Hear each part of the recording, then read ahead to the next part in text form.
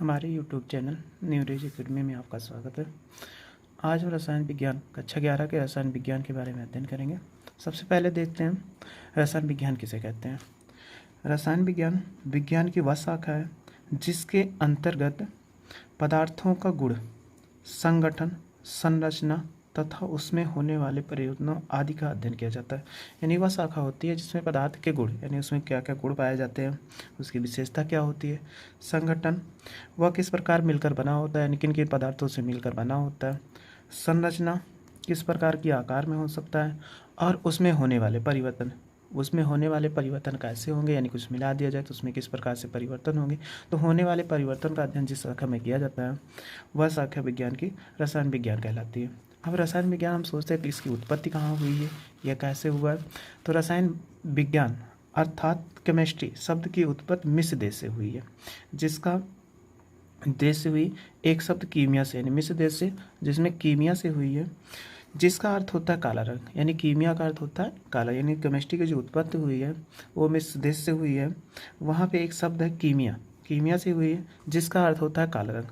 और इस शाखा के अध्ययन को ही बोलते हैं केमी टेकिंग कहते हैं। यानी जिस शाखा में रसायन विज्ञान का अध्ययन किया जाता है उसे केमी टेकिंग कहते हैं। अब इसके बाद पहला लेसन हम पढ़ते हैं आज का, परमाणु संरचना। यानी परमाणु संरचना प्रारंभिक, यानी सबसे पहले कैसी परिभाषा आई उसके आधार पे।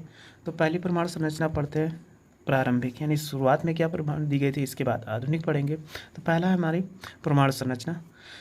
परमाणु सबसे पहले किसी तत्व का वह सूक्ष्मतम, यानी सबसे छोटा कण जो रासायनिक अपक्रियाओं में भाग ले सकता है। यानी कोई भी रासायनिक अपक्रिया होने वाली है तो उसमें भाग ले सकता है, परंतु वह स्वतंत्र अवस्था में नहीं रख सकता, परमाणु कहलाता है। यानी किसी पदार्थ का हो या किसी तत्व का वह सूक्ष्मतम कण जो रासायनिक अपक्रियाओं में भाग ले सकता है परंतु सूक्ष्म अवस्था में, स्वतंत्र अवस्था में नहीं रह सकता है, तो उस को बोलते हैं परमाणु कहते हैं।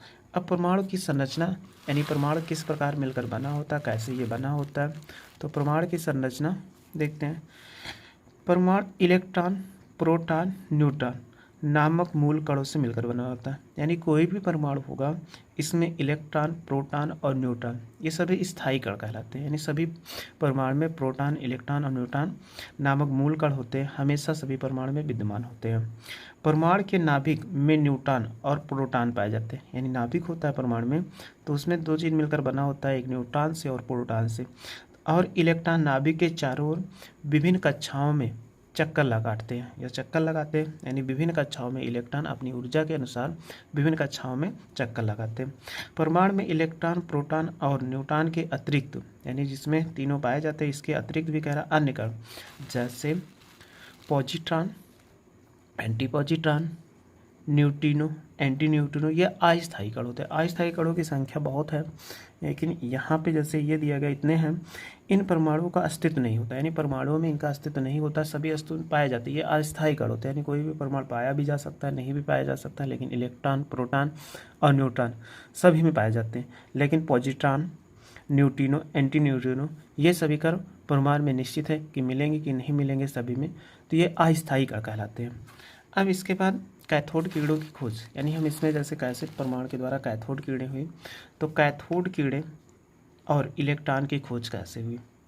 जूलियस प्लकर एक वैज्ञानिक थे, इन्होंने सन 1859 में अपना प्रयोग किया था। सन 1859 में अपना प्रयोग किया, जिसमें क्या किया था इन्होंने, कम दाब पर, यानी दाब कम पर किसी गैस के वैद्युत विसर्जन किया गया। यानी किसी गैस में क्या किया, वैद्युत विसर्जन किया गया। तो वैद्युत विसर्जन करने पर उन्होंने ही देखा कि कैथोड से, यानी ये इसका फिगर है यहाँ पे, ये कैथोड हो गया, ये एनोड हो गया। तो उन्होंने यही कहा कि कैथोड से एक प्रकार, यानी कैथोड से एक प्रकार की अदृश्य किरणें, यानी जो हमें दिखाई नहीं देती है, पुंज निकलता है। यानी कैथोड से एक प्रकार की अदृश्य किरणें निकलती हैं और जो कह रहा है एनोड की ओर गति करती है, यानी कैथोड से एनोड की ओर गति करती हैं। कैथोड के सामने वाली दीवार पर चमक उत्पन्न करती हैं। चमक उत्पन्न करते जूलियस पर इन किरणों को कैथोड किरणें कहा। यानी इन्होंने क्या किया था कि जूलियस प्लाकर ने कैथोड यानी कम दाब पर कैथोड किरणों का विसर्जन किया, तो कैथोड प्लेट से क्या हुआ, कुछ अदृश्य किरणें निकल रही थी जो एनोड प्लेट की ओर जा रही थी। जब एनोड प्लेट की ओर जा रही थी तो वहाँ पे चमक उत्पन्न करेगी, यानी ये पॉजिटिव हो जाएगा, ये निगेटिव हो गया। तो यहाँ पे कैथोड किरणों से कुछ किरणें निकलते अदृश्य जो हमें दिखाई नहीं दे रही थी, तो वैद्युत विसर्जन करने के पश्चात ये एनोड प्लेट की ओर चल रही थी, एनोड प्लेट की ओर चल रही थी। तो ये जब यहाँ पे पहुँचती थी तो चमक उत्पन्न करती थी। तो इसी चमक को इन्होंने कहा जो अदृश्य किरण है, इसी किरणों को कहा ये जो है जूलियस प्लॉकर ने कैथोड किरणें हैं। अब कैथोड किरणों की विशेषता क्या होती है, क्या क्या गुण होते हैं, उसके बारे में अध्ययन करेंगे। कैथोड किरणों की सबसे पहला, कैथोड किरणें सीधी रेखा में चलती हैं, यानी इसको हमें कैसे पता चला कि कैथोड किरणों को सीधी रेखा, पहला इसका गुण है कैथोड किरणें सीधी रेखा में चलती हैं। अब इसके गुण कैसे हम पता चला, यानी कैसे ये पता चला, अब इसके लिए देखते हैं हम कि यदि कैथोड किरणों के मार्ग में अभ्रक का क्रॉस रख दें, यानी कैथोड किरणों जहाँ पे जा रही हैं उसके बीच में अभ्रक का क्रॉस रख दें, जैसे ये फिगर है, इसी में कह रहा हम कि अभ्रक का क्रॉस, यानी अभ्रक का क्रॉस ये रख दिया गया। इस क्रॉस की छाया कैथोड के सामने वाली दीवार पर पड़ती है, यानी यहाँ पे क्रॉस है तो इसकी छाया जो है इसके दीवार पर पड़ती है। अब दीवार पर पड़ती है तो कह रहा है इससे ज्ञात होता है कि कैथोड किरणें सीधी रेखा में चलती हैं। सीधी रेखा में चलती जैसे ये हमारा, अगर मान लीजिए पेन है, ठीक है, इस पेन की छाया ऐसे सीधी बन रही है, यानी इसकी क्या अदृश्य किरणें निकलती हैं, यानी प्रकाश, इसकी किरणें जब ऐसे सीधा जा रही हैं तो वही इन्होंने दिया अभ्रक रख दिया। अभ्रक रखने के पश्चात देखा कि उसकी शैडो जो है ये इसमें एकदम यहाँ पे इसके दीवार था तो दीवार पे एकदम सीधी जैसे वैसे ही बन रही थी, टेढ़ी मेढ़ी नहीं बन रही थी। तो इससे ही पता चला कि कैथोड किरणें एक सीधी रेखा में चलती हैं। इसके बाद दूसरा गुण है कैथोड किरणें सूक्ष्म कणों से मिलकर बनी होती है, यानी कैथोड किरणें जो होती है वो अति सूक्ष्म कणों से मिलकर बनी होती है। अब इसका ज्ञान कैसे किया, यदि कैथोड किरणों के मार्ग में एक हल्का सा पिन व्हील रख दें, एक हल्का सा पिन व्हील यानी ऐसे रख दिया जाए, एक हल्का सा पिन व्हील रख दें तो कैथोड किरणें एक हल्के पिन व्हील को घुमा देती है, यानी ये जो पिन है इसको ये घुमा देती है।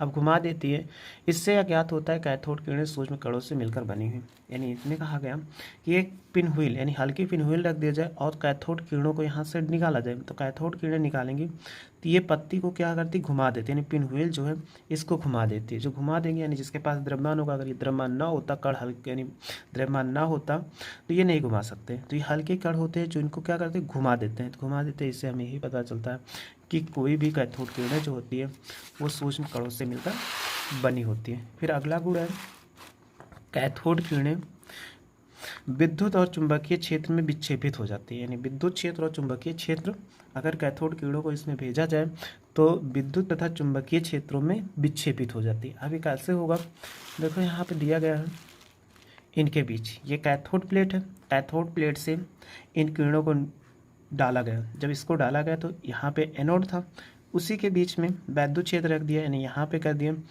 ये माइनस प्लेट कर दिया, ये प्लस प्लेट कर दिया। प्लस प्लेट रखने के पश्चात ये निकाला गया, जब निकाला गया तो ही इसमें कहा गया देखो कि विद्युत क्षेत्र में कैथोड किरणें धनावेशित प्लेट की ओर मुड़ जाती है। इससे यह ज्ञात होता है कैथोड किरण ऋणावेशित होती है, यानी विक्षेपित हो जाती है, क्योंकि ये क्या होती है, आवेशित होती है। जब आवेश किसी के पास होता है तो यहाँ पे जब कैथोड किरणें डाली गई तो यहाँ से ऐसे जा रही थी सीधा, अभी तक कोई प्रभाव नहीं पड़ा था। जब से सीधा जाने की तो इनके वैद्युत क्षेत्र या चुंबकीय क्षेत्र में रख दिया गया।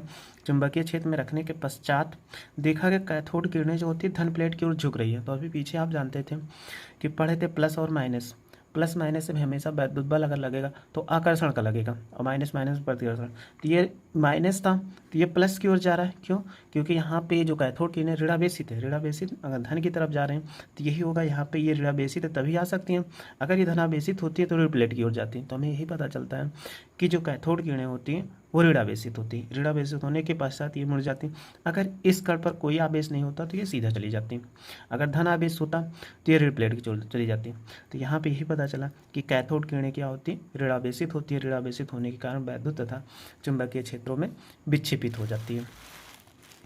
इसके बाद देखिए ऋणावेशित कणों को इलेक्ट्रॉन कहते हैं, ऋणावेशित कण जो होते हैं उसी को इलेक्ट्रॉन कहते हैं। इसकी खोज जे टॉमसन ने किया था, यानी ऋणावेशित कण जो था उसी को इलेक्ट्रॉन कहते हैं, इसकी खोज जे टॉमसन ने किया था।